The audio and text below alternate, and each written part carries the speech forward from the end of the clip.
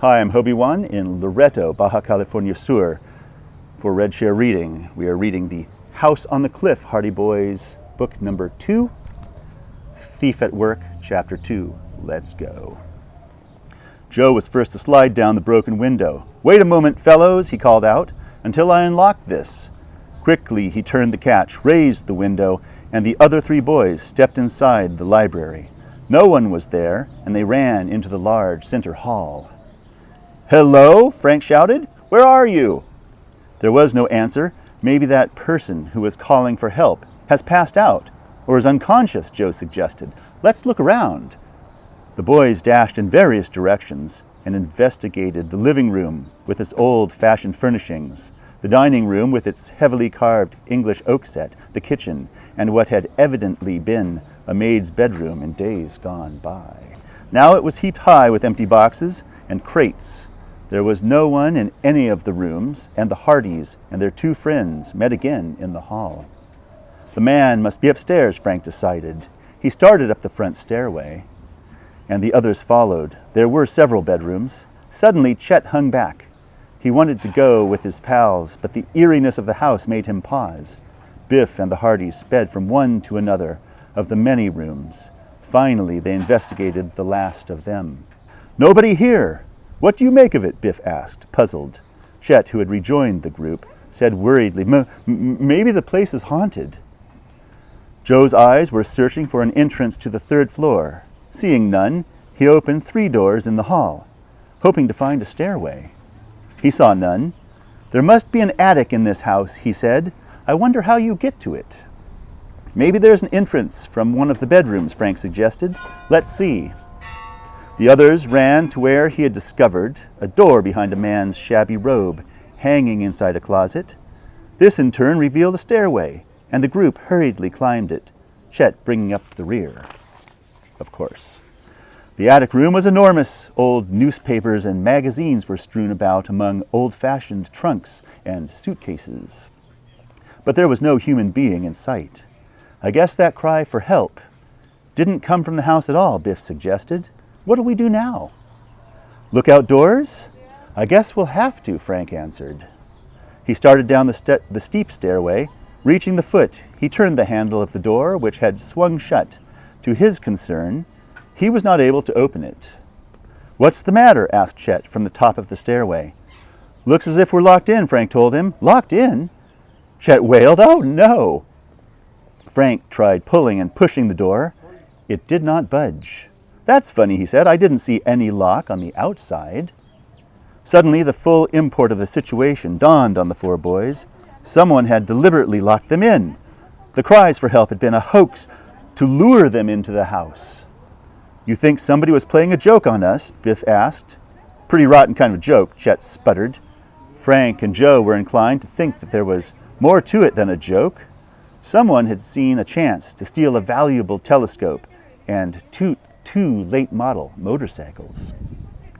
"We've got to get out of here," Joe said. "Frank, put your shoulder to the door, and I'll help.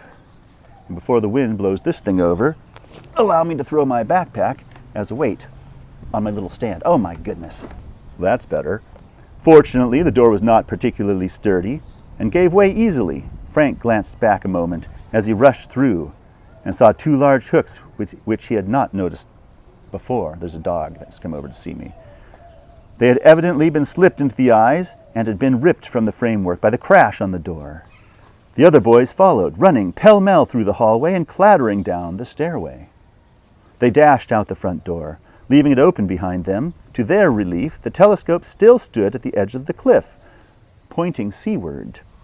"Thank goodness," said Joe. "I'd hate to have to tell Dad the telescope was gone." Frank rushed over to take a quick look through the instrument. It had occurred to him that maybe some confederate of the smugglers had seen them spying. He might even have tricked them into the house during the very time that a smuggling operation would be within range of the telescope.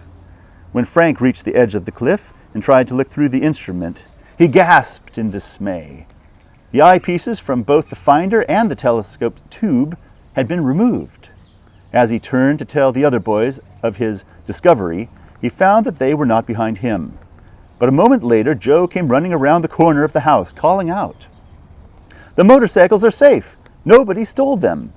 Thank goodness for that, said Frank.